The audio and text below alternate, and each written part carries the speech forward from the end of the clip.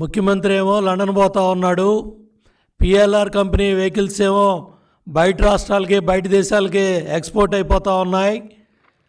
రెండో పక్క ఎవరన్నా అమ్మించాలని సజ్జల ఇవాళ నువ్వు మళ్ళీ సొల్లు కబుర్లు మొదలుపెట్టావు.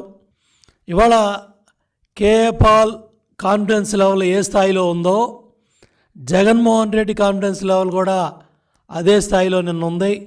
కేఏ పాల్ కాన్ఫిడెన్స్ లెవెల్కి జగన్మోహన్ రెడ్డి కాన్ఫిడెన్స్ లెవెల్కి నిన్న సోషల్ మీడియాలో ట్రోలింగ్సే అర్థమవుతూ ఉన్నాయి.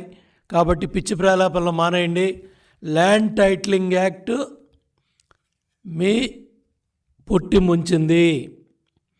మీ ప్రచార పిచ్చి, మీ ఫోటోలు పిచ్చి, మీరు తాత ముత్తాతలు ఇచ్చిన భూములను కూడా కొట్టేయాలని దోచుకోవాలని మీరు చేసిన చట్టాలే మీ ప్రభుత్వానికి ఉరితాళ్ళైనాయి.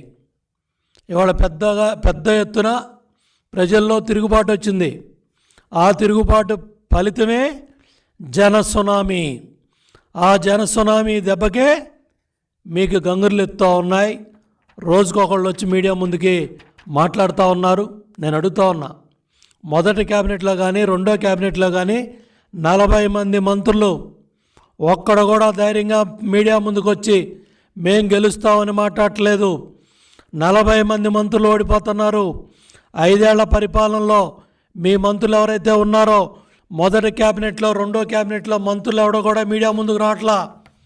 మొత్తం ఎత్తిపోతున్నారు, మొత్తం ఓడిపోతున్నారు. ఇవాళ పెద్ద ఎత్తున ప్రతిపక్ష హోదా కూడా దక్కదని మీడియా ఘోషిస్తూ ఉంటే, సర్వేలు ఘోషిస్తూ ఉంటే ఇవాళ సజ్జలు వచ్చి ఏ కార్యకర్తను నమ్మిద్దామని, ఏ నాయకుడిని నమ్మిద్దామని నువ్వు మళ్ళీ బురద జల్లే కార్యక్రమాలు చేస్తున్నావు. సిగ్గుందా అని అడుగుతున్నా.